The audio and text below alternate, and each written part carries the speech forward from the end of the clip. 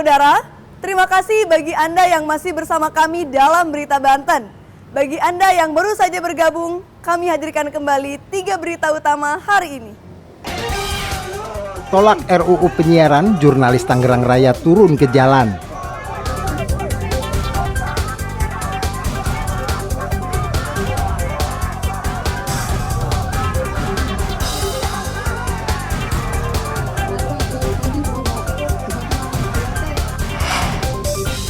Jelang Idul Adha, peternakan sapi di Pandeglang mulai diburu pembeli.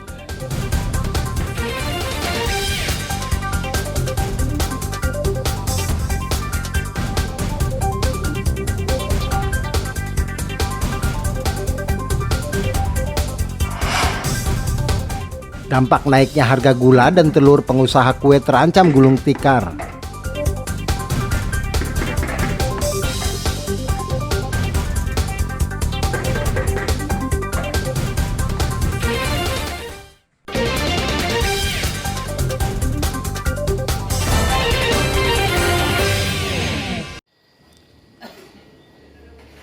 Meski Idul Adha masih sekitar 3 pekan lagi, namun permintaan hewan kurban seperti kambing dan sapi sudah mulai meningkat. Seperti yang dirasakan peternak sapi yang berada di Kampung Kadubanen, Kelurahan Kabayan, Kecamatan Pandeglang.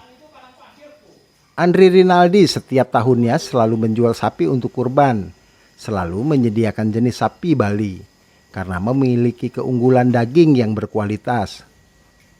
Untuk menarik peminat, sejumlah layanan gratis juga diberikan para pedagang, yakni memberikan pelayanan gratis biaya perawatan dan biaya pengiriman ke pemesan yang berada di sekitar Banten dan Jakarta. Menjelang Idul Adha, pedagang menyediakan sebanyak 166 ekor sapi, meski masih 3 pekan lagi. Namun sekitar 90 ekor sapi sudah dipesan oleh pembeli. Sedangkan harga sapi yang disediakan yakni antara 17 hingga 35 juta rupiah per ekornya.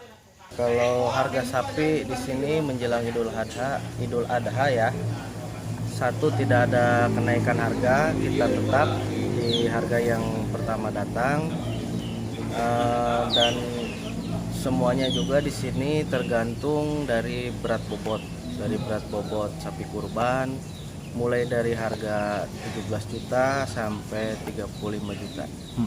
Kalau penjualan sih alhamdulillah ya, udah sampai hampir 90 ekor dari 166 ekor. Peningkatan selalu ada. Itu pemesannya dari mana saja? Kalau pemesan sih di kita alhamdulillah di Kabupaten Pandeglang banyak, dan juga di luar Kabupaten Pandeglang seperti di Kabupaten Lebak, di Tangerang juga ada, ke Jakarta juga ada. Ya, di lingkungan Provinsi Banten sih alhamdulillah di kita ramai pembeli. Tidak hanya dari Pandeglang, sejumlah pembeli dari wilayah Tangerang hingga Jakarta juga banyak yang memesan. Andrean salah satunya, warga Jakarta ini setiap tahunnya selalu memesan sapi di tempat ini. Selain sapi yang disediakan cukup berkualitas, di tempat ini juga terdapat layanan perawatan dan biaya antar gratis yang diberikan oleh pedagang. Dari mana nih, Pak? Saya dari Jakarta. Oh, sengaja ke sini, Pak? Iya. Oh, Karena kita setiap tahun itu belanja di sini. oh, belanja hewan kurban itu di sini Iya. ya. Kenapa nih, Pak, pilih ke sini, Pak? Karena di sini itu kondisinya itu sehat sapinya, dagingnya memuaskan, terus harganya terjangkau. Oke. Udah sering ke sini berarti ya, Pak ya? Hampir setiap tahun, kita Setiap udah hampir 5 tahun di sini. Oh, ini sekali belanja berapa ekor nih, Pak, kira-kira? Sekali belanja saya biasanya itu 12 ekor Oh. untuk 4 masjid. Kita gabungan di sana gitu. Oh, iya. Berarti udah terjamin di sini, Pak ya? Iya. Pedagang menargetkan 166 ekor sapi yang tersedia akan habis terjual hingga Lebaran Idul Adha mendatang. Ariel Maranus dan Andre Sopian melaporkan dari Kabupaten Pandeglang. Pemungutan suara untuk pemilihan gubernur dan Komisi Pemilihan Umum Kabupaten Lebak melantik panitia pemungutan suara PPS terpilih yang akan bertugas pada Pilkada 2024. Pelantikan anggota PPS sebanyak 1.035 orang ini digelar di alun-alun Rangkas Bitung, Kabupaten Lebak. dan seterusnya Dalam pelantikan tersebut, seluruh anggota PPS yang dilantik juga diminta untuk membaca fakta integritas. 1035 PPS terpilih ini nanti akan bertugas di 340 desa dan 5 kelurahan yang ada di 28 kecamatan yang ada di Kabupaten Lebak. Menurut komisioner KPU, setelah dilantik, anggota PPS terpilih ini selanjutnya akan mengikuti bimbingan teknis yang dilaksanakan di masing-masing panitia pemilihan kecamatan. Kami komitmen, kami optimis bahwa teman-teman ini ada salah satu tadi baru semua, insya Allah atraksi mayoritas baru.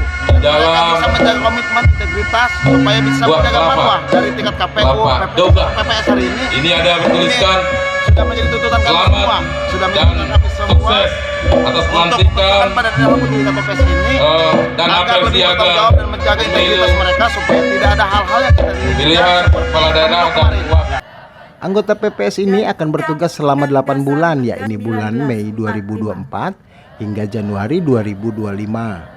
Atau 2 bulan setelah pelaksanaan pilkada yang digelar pada bulan November 2024. Pihak KPU berharap anggota PPS ini dapat menjaga integritas sebagai penyelenggara pemilu sesuai dengan perundang-undangan agar pelaksanaan pilkada dapat berjalan dengan lancar dan jurdil.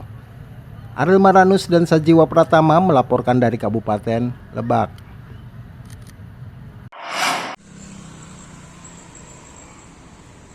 Meski pilkada serentak masih akan digelar sekitar 6 bulan lagi, namun spanduk dan baliho para calon pimpinan daerah sudah mulai bertebaran dan mudah ditemui di setiap wilayah, seperti terpantau di jalan-jalan protokol Kota Cilegon. Spanduk dan baliho sudah terpasang mulai dari pohon, tiang listrik, hingga papan reklame berukuran besar. Namun, menurut pihak Bawaslu Provinsi Banten, pihaknya belum bisa menertibkan spanduk tersebut, meskipun dipasang di tempat-tempat yang dinilai melanggar aturan. Hal ini disebabkan lantaran Bawaslu menilai spanduk-spanduk tersebut bukan termasuk alat peraga kampanye, serta saat ini belum ada peserta resmi yang mengikuti pemilihan kepala daerah Pilkada 2024 mendatang. Itu belum bisa dijadikan alat peraga kampanye. Namanya alat peraga kampanye itu kan ketika memang sudah ada peserta pemilihannya ya segala macam. Itu sebenarnya pendekatannya pada pendekatan K3. Bisa ditertibkan oleh Pol PP. Apakah itu spanduk berizin dan sebagainya, itu menjadi kewenangan pemerintah kota sebenarnya. Tapi kalau dari sisi kepemiluan, itu belum kita bisa sebut sebagai alat peraga kampanye, belum bisa kita pilih. Karena belum ada pendaftaran peserta pemilihan dan sebagainya. Itu bisa melakukan pendekatan-pendekatan pakai Perda K3 itu. Menurut pihak Bawaslu, penertiban spanduk-spanduk tersebut merupakan kewenangan dari pemerintah kota setempat karena menyangkut kebersihan, keindahan, dan ketertiban. Pihak Bawaslu hanya bisa melakukan himbauan kepada bacalon atau saling menjaga ketertiban. Ariel Maranus dan Rico Alfredo melaporkan dari Kota Cilegon.